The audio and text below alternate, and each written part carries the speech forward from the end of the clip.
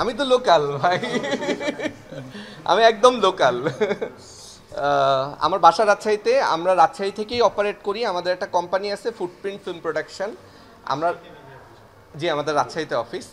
তো আমরা মানে ষাটি কাপ সিন পার্টের আগেও আমরা বেশ কিছু শর্ট ফিল্ম বানিয়েছি, যেগুলো দেশে নানান ফেস্টিভ্যালে, বিদেশে নানান ফেস্টিভ্যালে গিয়েছে, প্রশংসাও পেয়েছে কিছু জায়গায়। তো এই ছিল আমাদের আসলে, থাকে না ছোট থেকে আমরা আসলে সিনেমাটাই খেলতেছি, এখন খেলতে খেলতে বড় হয়ে গেছি, কিন্তু এখনও আমরা ওই খেলাধুলার মধ্যে আছি। দেখেন আমাদের সিনেমায় চাইল্ডিশ ব্যাপার স্যাপার আছে, দেখে অনেক কিছুই মনে হয় যে এটা তো কনভেনশনাল না।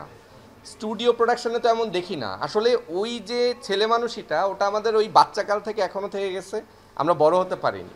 সো আমরা এখনও এগুলো নিয়েই স্বপ্ন দেখতেছি ওইভাবে। ফিল্ম ওই মানে ওই ধারাবাহিকতাতেই আমি সিনেমাও পড়েছি। মানে আমরা তো, আমি স্কুল থেকেই ছবি বানাতাম। তো আমি 12 শেষ করেছি, তারপর দেখেছি অন্য কোনো সাবজেক্টে পড়ে আসলে আমি কিছু করতে পারবো না, বা আমি করতেও চাই না। পরে আমি সিনেমায় পড়তে গিয়েছি এশিয়ান স্কুল অফ মিডিয়া স্টাডিজে, সেখানে পড়াশোনা শেষ করে আবার আমি আমার হোম গ্রাউন্ডে ফিরে এসেছি রাজশাহীতে। তারপর আমরা পাগল ছাগল ছিলাম অনেকজন, তো আমরা আবার এই যে বানাচ্ছি।